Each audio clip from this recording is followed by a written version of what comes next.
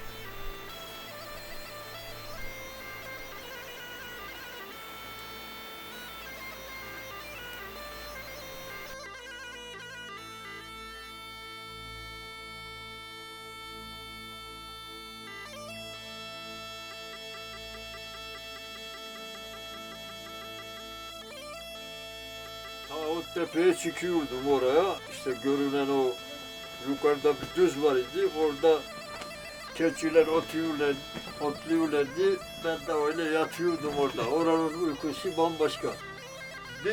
Bir akşam böyle dedim ya, bu hayvanları aşağı götürünceye kadar köpekle bırakayım dedim o yolun üstünde. bıraktım orada. Tabii mal orada yattı, köpek de orada. Bu gece meğer oraya kurt gitmiş. Kurt artık köpeği dinlemedi mi? Ne yaptı? Bir de sabahleyin gidiyorum. İşte birkaç tane olak yemiş orada. 2-3 tane öyle yemiş. Diğerlerini topladım öyle. Mazileri dağıldı topladım. Daha bırakmadım işte, indirdim. Kurt var yani. Ee, Eskiden daha çok vardı. Eskiden çok vardı. Malın peşinde devamlı geziyordu gece gündüz. Çok hayvanlarımız yedik. Koyun, keçi. Hiç rastladın mı? Çok rastladım. Ayı, kurt. Böyle bazen hemen rastlıyorduk. Mesela ayıyla karşılaştığında ne yaptın? Ayıyla bir iki üç sefer karşılaştım. İşte mermi attım. Ayı kaçtı işte. Böyle vuramadım da kaçtı. Kurt da öyle. Kurdu da vuramadım hiç öyle. Mermi atıyorduk. Öyle kaçıyordu. Öyle yani kolay kolay vurulmaz o yabaniler. Öyle.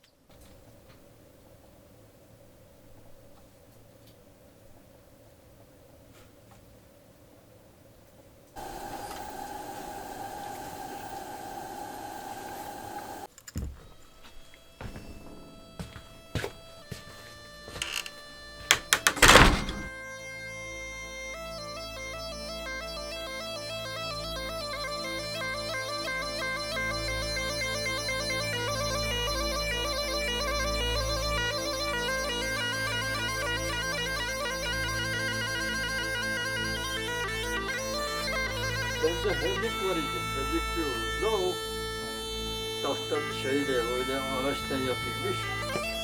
Onu giydim. Üç arkadaşıydım. Devam ettik artık. Ondan yukarı kar devam. Havada açık güneşliydi. Buraya geldik. Ben bu eve geldim. Bu kapı böyle olduğu gibi kara böyle. Kürekle açtım. Böyle biraz bu kadar aşabildim ha, bu kadar henüz girdim. Burada bir şeyler yaptık tabii. Orada aşağıda o bizim arkadaşın evi var idi. Orada çay yaptık. Bir şeyler yedik. Orada hatta böyle şey yaptı yani. Kameraya aldı orada. Evet. Ondan sonra artık akşamüstü gittik. Akşam karanlığıyla indik arabaya. Öyle gittik. Peki burada ilk dedeleriniz mi geldi yoksa babalarınız geldi bu yaylaya? Ya bunun tarihi belli değil artık. Biz yetiştiğimiz zaman dedelerimiz zamanındaydı. Yayla böyle gördük biz. İşte ekseri evler yapılmıştı. Bazıları evi olmayanlar öyle yapıyordu bazı. Hatta şeydi yani burada o destanda anlattığım gibi dışarıda ev yaptırmıyorlardı. Sadece bu Vanak civarı. Karşıda da yaptırmıyorlardı. Karşıda öyle inci hayvanın kısır hayvanlarını karşıda çadır yapıyorlardı. Bir çadır oradaydı, bir oradaydı. 2-3 tane çadır diyorduk da böyle duvarlar yapıyorlardı. Üstüne oturuyorlardı. Orada teke ile olaklar karşıda kalıyorlardı. Fazla oluyordu o zaman ama. Sağılan hayvanlar bu tarafa, dereden bu tarafa oluyor. Yani amaç süt yemesinler mesela. Sütten ayrılıyorlardı olakları.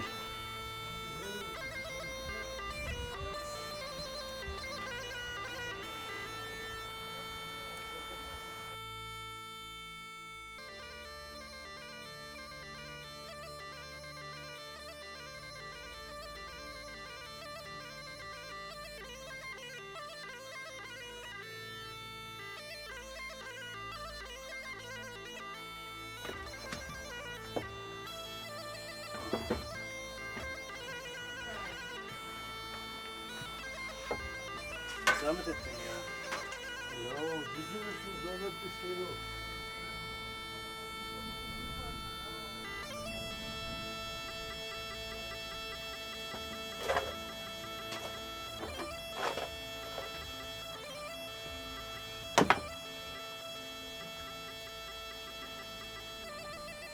Şimdiden eline sağlık. O kadar. Zahmet ettin. Ya yaylaya gelip de bir muhlamaya medel olmaz. Eyvallah, Allah razı olsun. Yayla ürünleri biz bunların hiçbirisine para vermiyoruz. İşte keşke herkesin böyle bir imkanı olsa. Ee, Mesela bunları nerede saklıyordunuz? Şimdi eskiden buzdolabı yoktu, bir şey yoktu. yok bunlar şimdiye kadar böyle bir 5-10 gün evvelisiye kadar yaptığım dükkan var aşağıda bizim Biliyorum. eniştemin. Biliyorum. Çamlıyorum. Şimdi Ha. oraya gönderdim. Yok, şimdi eskiden burada saklamak için nasıl saklıyordunuz? Eskiden şimdiki gibi öyle plastik bu bidonlar falan koymuyorduk. Çamdan böyle bir kap yapıyorduk, çam ağaçlarından. Şeyde vardı, Petak evde gördüm. He, ona tepiyorduk. Bir şey olmuyordu. Eski yaylacılar daha iyi yapıyordu. O bir şey olmuyordu artık ona. Bozulmuyordu yani. Bozulmuyordu. Bazı da Ayder'de satardık işte. Ayder'de dükkanlar var idi. Eve yetecek kadar eşya. Şimdi öyle ama eskiden He. öyle değildi. Kaç tane inek vardı, kaç tane koyun keçi Ya, vardı. öyleydi. Benim o burada bir kazan var. Büyük bir kazan şöyle bu genişlikte. Bu derinlikte böyle onu dolduruyorduk, peynir yapıyorduk. O kadar dolduruyordunuz. Evet. Maşallah. Ama o zaman 5-6 inek sağıyorduk. 32 tane koyun sağıyorduk. 60, 70, 80 tane keçi sağıyorduk. İşin sadece buydu, başka bir şey yok.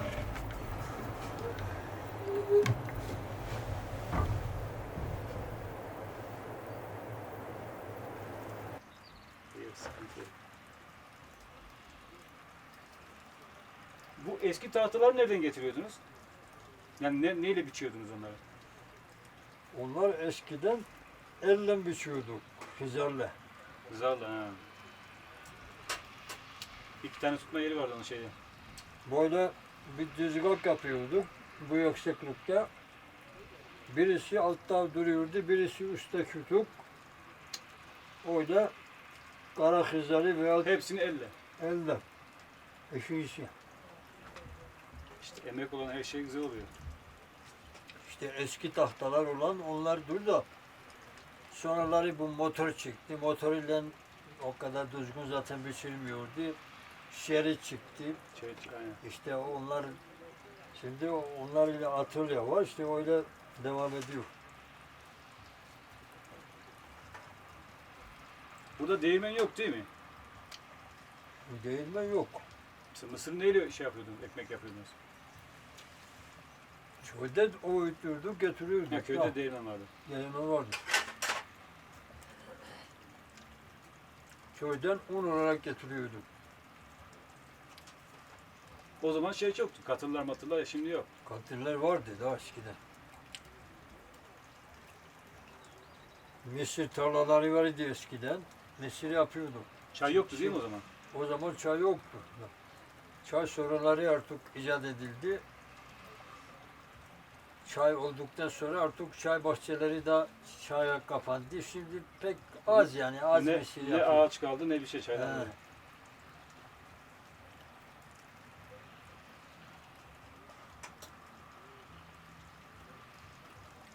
Aşağıki ile bundan eski mi? Buradan eski mi?